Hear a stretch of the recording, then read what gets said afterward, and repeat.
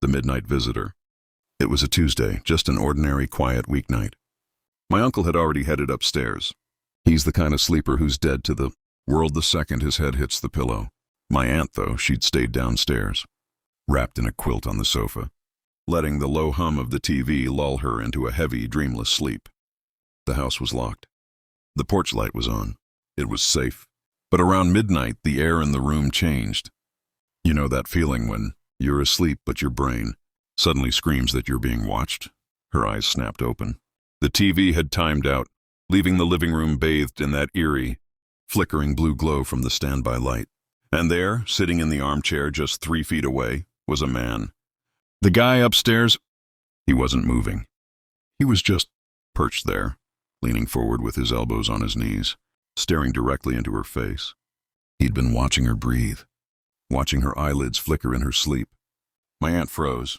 Her heart was hammering so hard she thought it would crack a rib, but her throat felt like it was full of sand. She couldn't even scream. The man didn't jump. He didn't run. He just tilted his head, looked her right in the eye, and whispered in a voice that was chillingly calm. The guy upstairs was sound asleep. Think about that for a second. That sentence means he didn't just walk in and see her. It means he had already walked through the entire house. He had climbed those creaking stairs. He had stood in the doorway of the bedroom. He had watched my uncle sleep, realized he wasn't a threat. And then, of all things, he came back down just to sit and watch her. The departure. For a heartbeat, the world stopped. It was just her and this shadow in the blue light. By some miracle, some flash of pure survival instinct, she didn't panic. She didn't cry. She looked him dead in the eye and, with a voice she didn't know she had, she commanded, "Leave, get out of my house, now." The man didn't argue. He didn't even look angry. He just stood up slowly, like a guest who'd realized he'd overstayed his welcome. He walked to the back door, slid the lock, which he had clearly picked or found open, and stepped out into the night.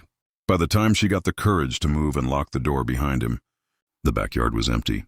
No footsteps, no car engines, just the sound of the crickets. To this day, they still live in that safe neighborhood.